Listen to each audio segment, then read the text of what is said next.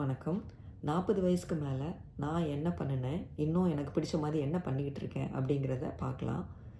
40 வயசு ஆயிடுச்சா, இதுக்கு மேலே நம்ம என்ன பண்ண முடியும் அப்படின்லாம் யோசிக்க வேணாம். ஏன்னா என்னாலேயே பண்ண முடியுதுன்னா உங்களால் கண்டிப்பாக பண்ண முடியும். அது ரொம்ப பெரிய விஷயமா இருக்கணும் அப்படின்னு அவசியம் இல்லை. உங்களுக்கு எது பிடிச்சிருக்கோ அதை பண்ணலாம். நான் என்ன பண்ணேன்னா, படித்து அமெரிக்காவில் டீச்சர் சர்டிஃபிகேஷன் வாங்கினேன். அதுக்கப்புறமா டீச்சர் வேலைக்கு அப்ளை பண்ணி டீச்சராக இப்போ வேலை பார்த்துக்கிட்டு இருக்கேன்.